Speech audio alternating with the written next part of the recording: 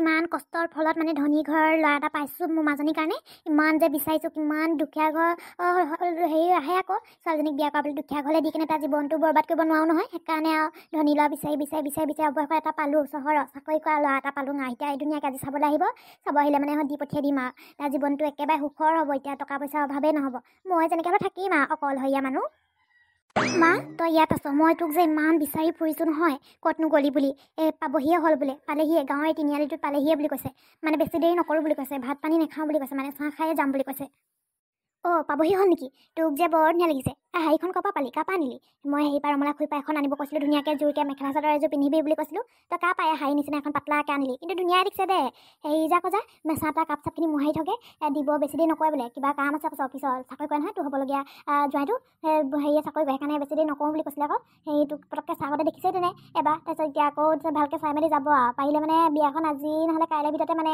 কৰিবগৈ আৰু আমাৰ ইয়াতনো কিনো আৰু তোক চুৰ কৰি দিয়া নিচিনাই হ'ব এনেকৈ দিলে মানে খৰচা বেছি হ'ব হয় নে নহয় ময়ো তাকে ভাবিছোঁ মানুহক জনাই মেলি গ'লে মানে এনেই খৰচা বেছি হ'ব এতিয়া আহিব তাত কৈ দিবি পলাই গ'ল বুলি কৈ দিবি আকৌ তেতিয়া মানে একো চিন্তা নাই মানুহ কোনোবা আহিলেও কথা খবৰ ল'ব আহিলেও একো ইমান খৰচা পাতি নহয় নহ'লে এনেকৈ হ'লে ধেৰ খৰচা মাছে মঙহে আনা তাতে আমাৰ এতিয়া ইমানৰ ঘৰ অৱস্থা পাতি বেয়াই হয় নাই এতিয়া তাতে ধুনীয়াকৈ দামীকৈ পাৰ্টি দিম বুলি কৈছে নহয় দামী পাৰ্টি একেবাৰে একদম পেণ্ডেল সাজি মেলি সোণৰ গহনা চহনা মেকআপ আৰ্টিষ্ট আহিব ফটোশ্বুট কৰিম কি বুলি মোক কৈছিলে নহয় এবাৰ লগ পাওঁতে যে আমি মানে অকণমান আগৰ পৰা চিনাকি আৰু যেতিয়াৰ পৰা দেখালে যে ল'ৰাটো তেতিয়াৰ পৰা অকণ চিনাকি হৈছিলোঁ আৰু তোৰ কথা কোৱা নাছিলোঁ মই সেইকাৰণে মই ভাবিছোঁ আমাৰ ঘৰত বেছিকৈ খৰচা কৰাতকৈ নহয় তাৰ ঘৰত গৈ কিনে খৰচা কৰিমগৈ মই কথা বেয়া কৈছোঁ নেকি হয় দে ঠিকে কৈছ তই আমাৰ এনেই ঘৰ অৱস্থা ইমান ভালেই নহয় তেনেহ'লে তোৰ বিয়াৰ নামতে যদি ইমান গাল খৰচা পাতি মানুহক খুৱাই তোক কিনো দি যাম দিবলৈনো কেইটকানো আছে তাকে কেইবা এটা লৈ ল'বি আৰু পইচাকে দি দিম যি হয় যি নহয় বয় ভিতৰলৈ বয় এতিয়া কাপ চাপ মোহাৰি লগে পাবহিয়ে নহয় গাঁৱৰ পৰিৱেশটো ইমানো বেয়া লগা নাই অৱশ্যে বৰ ভাল লাগিছে আহি অহা যোৱা কৰি ভাল লাগিব ইয়াৰে ছোৱালী বিয়া পাতিম যেতিয়া এতিয়াতো ঘনাই আহিয়ে থাকিম মই তাই যে এনেকুৱা ঘৰত কেনেকৈ যে থাকিব পাৰে আমি আগতে চিনাকি হোৱা হ'লেও মই যে সপোনতো ভবা নাছিলোঁ তাইৰ নিচিনা এজনী ধুনীয়া ছোৱালীয়ে যে এনেকুৱা এটা ঘৰত থাকিব পাৰিব বুলি এতিয়া মোৰ ঘৰলৈ নিলে মানে চিন্তা নাই আৰু সুখত থাকিব পাৰিব এনেকুৱা ঘৰত কেনেকৈ সি থাকে আচৰিত ইমান কষ্টত থাকে বেচেৰীজনী এতিয়া ভিতৰত মানুহ আছেনে নাই নে মই মাহঁতেও আহিম বুলি কৈছিলে আহিবই নাপালে মাহঁতৰ অফিচত কাম আছে বুলি কৈ কিনে এতিয়া মই অকলে আহিছোঁ আজি বিয়া পাতি লৈয়ে যাম বাপেকে জোঁৱাই পালাহি তোমাৰ কাৰণে ৰৈ আছিলোঁ আকৌ পিছে অকলে আহিলা যে বিয়নীহেঁতি আৰু কোনে আহিম বুলি কৈছিলে নহয় কেইবাজনো মানুহ না অকলে আহিলা যে তুমি মা দেউতাও আহিম বুলি কৈছিলে মোৰ লগত আমি তিনিটাই অহা কথা আছিলে কিন্তু মাহঁতৰ অফিচত কাম ওলালে আৰু ইমানেই ইম্পৰ্টেণ্ট কাম যে মোক অকলে পঠিয়াই দিলে মানে মোৰ ইমান এটা ভাল দিনতো মই অকলে আহিবলগীয়া হৈছে মানে কামটো বহুত ইম্পৰ্টেণ্ট মানে আমাৰ ভৱিষ্যতৰ লগত জড়িত হৈ আছে ন সেইকাৰণে মানে মোক অকলে পঠিয়াই দিলে আজি নাহোঁ বুলিয়ে ভাবিছিলোঁ কিন্তু আপোনালোকক কথা দিয়া হ'ল যেতিয়া আপোনালোকে বহুত বস্তু যোগাৰ কৰিব আৰু তাইও সাজি পাৰি থাকিব এনেই মানে বেয়া পাব ন মনত দুখ পাব সেইকাৰণে মোক অকলে পঠিয়াই দিলে আৰু মাহঁতে কৈছে আজি মানে তাইক লৈয়ে যাব দিছে মানে পলুৱাই নিব দিছে বাৰু আপোনালোকৰো ঘৰৰ অৱস্থা ইমান ভাল নহয় যেতিয়া পলুৱাই লৈ যাওঁ বুলি ভাবিছোঁ আমাৰ তাত ডাঙৰকৈ পাৰ্টি চাৰ্টি দিয়াৰ ব্যৱস্থা মা দেউতাহঁতে কৰিব হয় নেকি মই তাইক কৈছোঁ আজি যদি হেৰি হয় সময় সুবিধা মিলিলে মানে যাবিগে বুলি কৈছোঁ তাই হ'ব বুলি কৈছেচোন আছোন হা ভিতৰলৈকে আহা এতিয়া চাহ একাপ খাই ল'বা এতিয়া তুমি মোৰ জোঁৱাই হ'বা তেনে এখন তোমাৰ শাহু শহুৰৰ ঘৰে হ'ব হয় নাই ভিতৰলৈকে আহা লাজ নকৰিবা আহা না মই লাজ কৰা নাই মোৰ আৰু বেছি টাইম নাই মানে আজি মানে মোৰো একদম কাম আছে ন কি ক'ব আৰু চৰকাৰী চাকৰি যে একদম মানে ছুটি ল'বই নোৱাৰি মানে ছুটি বিচাৰিছিলোঁ কিন্তু নিদিলে নহয় বহুত কাম আছে বুলি সেইকাৰণে মই তাইক লওঁ বেছি সময় নকৰোঁ মানে তাইক লৈ মেলি কাম দুটামান অফিচত আকৌ ফাইলকেইটা ছাবমিট কৰি মেলি আকৌ আহি যাম মানে এতিয়া মা দেউতাহঁতি অফিচৰ পৰা যাব আহিব আৰু 2-3 ঘণ্টামানৰ পিছত ব'লকচোন ভিতৰলৈকে যাওঁ মই ক'বলগীয়া হৈছে হ'ব আহাচোন আহা ভিতৰলৈকে আহা চাহ তাহ খাই ল'বা গাড়ীখন ইয়াতে থৈ দিলে মানে একো প্ৰব্লেম নহয় ন কি কৈছা গাড়ীখন ইয়াত থ'লে কি নহয় কৈছা মানে গাড়ীখন ইয়াত থ'লে মানে একো সমস্যা নহয় ন বুলি কৈছোঁ মই মাই গড আপুনি একেবাৰে ইংলিছ নাজানেচোন কি যে কথা কোৱা নহয় জোঁৱাই ক'ৰ পৰা জানে বাৰু স্কুলে নাই পঢ়া কোৱা আমি ক'ৰ পৰা পাই বাৰু এনেকুৱা জিতি শব্দ নাই শুনা নহয় ইয়াত গাঁৱত থাকোঁ যেতিয়া সৰুৰ পৰা গাঁৱতে থকা যেতিয়া জিতি শব্দ এইবিলাক শব্দ শুনিয়ে নাই পোৱা ক'ৰ পৰা জানো বাৰু অসমীয়াতে ভালকৈ ক'লেহে বুজি পাওঁ তেনে একো নাই লাহে লাহে শিকিব মই মাজে মাজে আহি থাকিম যেতিয়া মোৰ পৰা এটা দুটা শব্দ শুনি শিকিব পাৰিব আপুনি মাজনী তই নতুন ঘৰখনত ভালকে থাকিবি দেই হাঁহি মাতি থাকিবি আৰু জোঁৱাই তাইক ভালকে চাবা দেই গাঁৱৰ আজলি মাজলি ছোৱালী প্ৰতিটো কথাতে গালি সপনি নাপাৰিবা শিকাই বুজাই ল'বা আৰু তোমাৰ মাহঁত কথাষাৰ ভালকে বুজাই দিলোহেঁতেন আৰু মাজনী কাজিয়া নালাগিবি দেই কাৰ লগতো হ'ব মা তইও ভালকে থাকিবি সময়মতে ভাত পানী খাবি মই নাই বুলি আকৌ ভোকে পিয়াহে নাথাকিবি আৰু মই তাত ভালকে খাই বৈ থাকিম দেই ধনী ঘৰলে বিয়া হৈছোঁ যেতিয়া ভালকে থাকিম আৰু হেৰি নহয় আৰু মাজে সময়ে তইও গৈ থাকিবি মোক চাবলৈ মই যাওঁ আৰু এতিয়া দেই মা আপুনি একদম চিন্তা নকৰিব, তাইক মই বহুত সুখত ৰাখিম, বহুত মানে বহুত একেবাৰে মহাৰাণীৰ দৰে থাকিম। আৰু আমাৰ ঘৰত ইমানকৈ কাম বন নাই, কাম কৰা মানুহ এজনী আছে, সিয়ে গোটেইখিনি কাম কৰে। তাই বহুত সুখত থাকিব, আপুনি একদম চিন্তা নকৰিব। আৰু আমি এতিয়া গৈ থাকোঁ, আমি আহিয়ে থাকিম মাজে সময়ে, পাৰিলে কাইলৈ পৰহিলে মানে আহিম। নিয়ম নীতিবিলাক কাইলৈ মানে কৰি গোটেই সকলো নিয়ম নীতি কৰাৰ ব্যৱস্থা কৰিম। যিমান টকা পইচা লাগে চব মই দিম, আপোনাৰ পৰা একো টকা পইচা খৰচ কৰিব নালাগে। আৰু যৌতুক চৌতুক আমাক একো নালাগে। বৰ ভাল জোঁৱাই এটা পাইছো দেই, বৰ ভাল। ঘৰ এখনৰ বোৱাৰী হ'বলৈ ওলাইছ তই মাজনী, তোৰ কপালখন বহুত ভাল চা। আজিকালিনো এনেকুৱা জোঁৱাই ক'ত পাবিনো, এনেকুৱা ঘৰ ক'ত পাবি তই যৌতুক নিবিচাৰ। আজিকালি প্ৰতিটো ক্ষেত্ৰতে যৌতুকে, বোৱাৰীজনী নিব পা ছোৱালীজনীক বিদায় দিয়া পা যৌতুকে পা দিলেহে ভাল পায়, সি সুখত থাকিব পাৰে যৌতুক দিলে। এতিয়া তই যৌতুক নিদিয়াকৈ টকা পইচা খৰচ নোহোৱাকৈ ইমান সুখত থাকিবলৈ পাবি যে, বৰ ভাল তোৰ কপালখন। যা এতিয়া বিদায় লোৱা সময় হ'ল আৰু তই যা, ভালকৈ থাকিবি কিন্তু দেই। হ'ব, এতিয়া কন্দা কটাখন কৰি থাকিব নালাগে। বেয়াটো লাগিবই বাৰু, সেইটো স্বাভাৱিক কথা। কিন্তু এতিয়া কান্দি থকাত কটি যোৱাটোৱে ভাল হ'ব নেকি? ঘৰত মাহঁতি মানুহ লগাই মেলি চব নীতি নিয়ম কৰিবলৈ চব যোগাৰ কৰি থৈ দিছে। তাইক ঘৰত সোমোৱা সময়ত মানে যি নিয়ম নীতি কৰিব লাগে, গৃহ প্ৰৱেশ নে কি বুলি কয় নহয়, সেনেকুৱা কৰিবলৈ চব মানে ৰেডি কৰিয়ে থৈছে। আৰু 4টা বজাৰ আগতে পাবগে দিছে, যাওঁতে অলপ টাইম লাগিব নহয়। ঠিক আছে মা, মই যাওঁ এতিয়া। বেচেৰীজনী চাওঁতে ডাঙৰে হ'ল, এতিয়া মই অকলশৰীয়া হৈ গ'লো। মাজে সময়ে আহিব, মাজে সময়ে ময়ো গৈ থাকিম। কি যে হ'ব নহয়, অকলশৰীয়াকৈ মই কেনেকৈ থাকিম বা গোটেই জীৱন। এতিয়া বুঢ়ী হৈ গৈ আছোঁ, লগৰ এজনী প্ৰয়োজন হৈছিলেহে, এইটো সময়তে ছোৱালীজনীক বিয়া দিবলগীয়া হ'ল।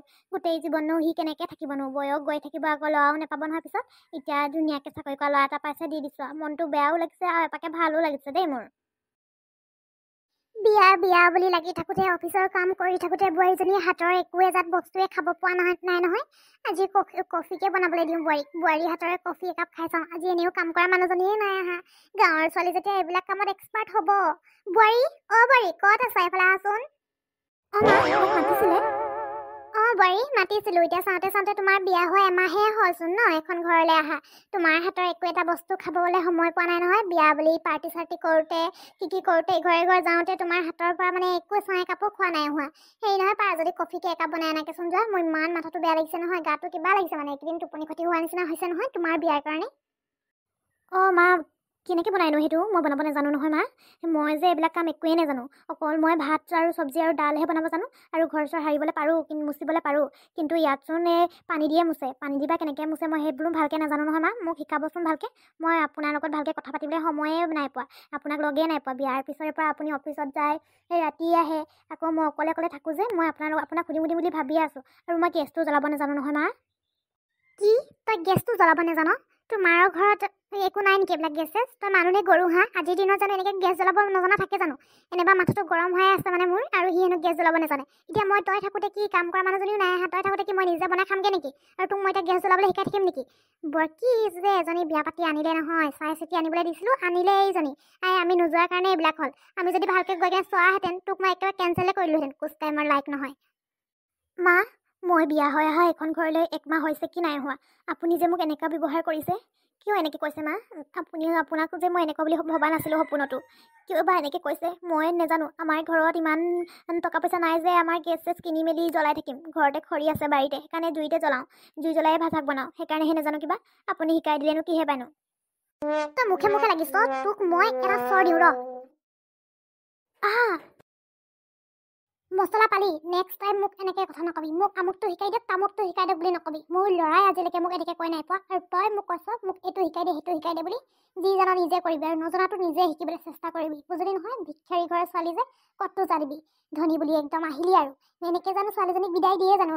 ডাইৰেক্ট চাবলৈ যোৱা দিনাই ডাইৰেক্ট পঠিয়াই দিয়া।